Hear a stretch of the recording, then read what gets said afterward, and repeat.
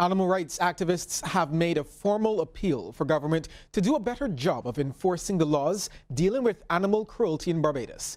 It took the form of a petition which was hand-delivered to the Prime Minister's office at government headquarters. Sharika Griffith was there and filed this report.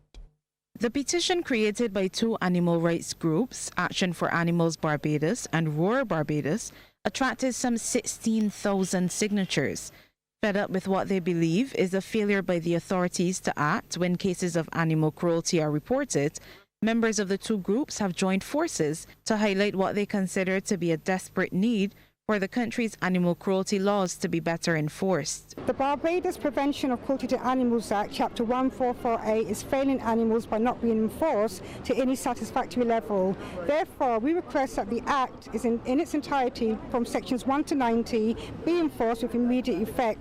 We are also requesting that the relevant authorities establish a standing operating procedure that will allow the public to anonymously report animal abuse and neglect to the police and other authorised bodies, who will then investigate and take immediate action as deemed necessary.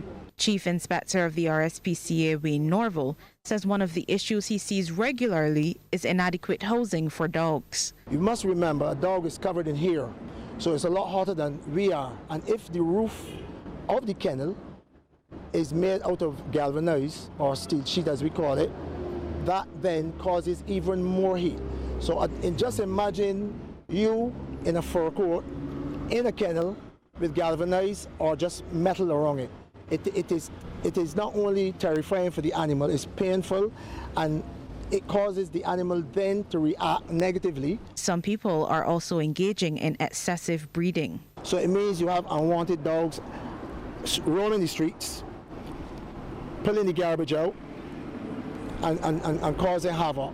We really need to get these laws enforced. Other than that, we could have an opportunity where there are a number of diseases and stuff like that that people can pick up from dogs like leptospirosis, and we need to have a better control of the population of dogs in Barbados. Founding trustee of Canine Friends, Karen Millen, says there's simply not enough room to accommodate them all. Dogs that are just walking skeletons, just days from death. There's not enough places to put them because all the shelters are full. Anyone who tethers or keeps an animal in a manner that is likely to cause it unnecessary suffering is liable to a fine of $5,000, imprisonment of 10 or 12 months, or both. Sharika Griffith, CBC News.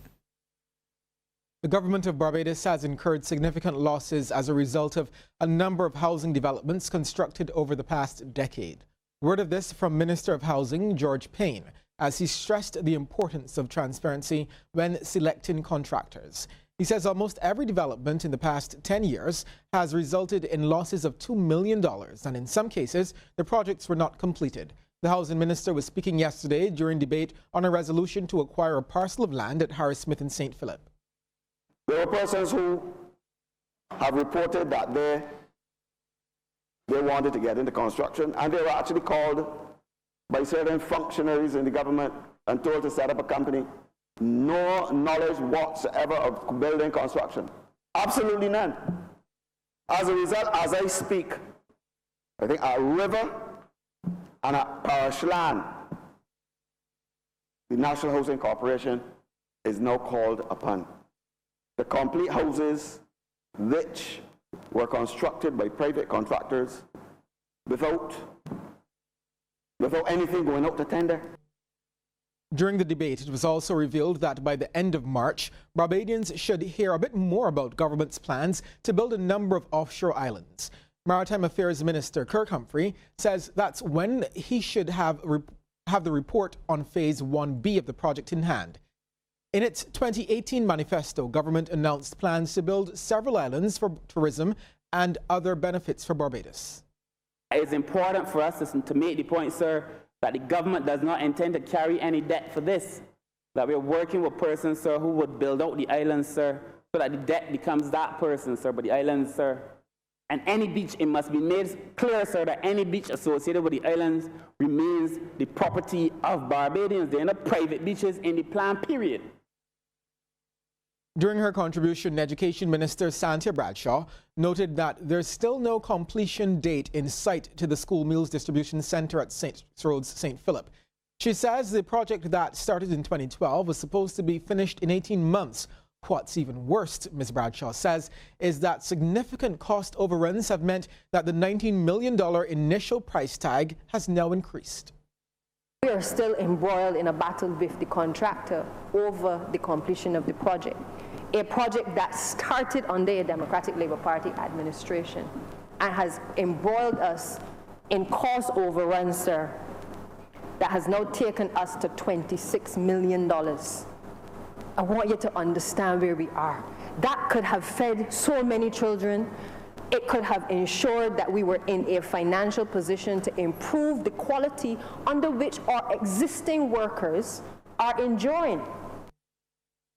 The world's largest floating book fair is back in Barbados after 3 years. The mega ship, the Logos Hope, however, this year will not berth at the customary flour mill location. Instead, project coordinator L.J. Lee says patrons will have to access the vessel at the Bridgetown Cruise Terminal. Persons visiting the Logos Hope will, however, have to assemble at the flour mill for a shuttle to the Bridgetown port. It will open to the public from February 1st until the 6th. We expected that we are able to be in the flour mills, but the cargo ship with grain will be in the berth from 29th of January till 5th of February. So we will not be able to be in the port. But as a substitute port, Port Authority gave us the cruise terminal. But another thing is another ship is arranged in the place, so we might need to be shifted to the place where we can stay longer from 1st of February. The volunteers aboard the ship are expected to partake in a number of activities on the island. Here's a tip from Cooperators General Insurance. This tip of the day is brought to you by Cooperators General Insurance Company Limited. Insurance the way you want it to be. The faster you consume alcohol, the faster your blood alcohol concentration will rise.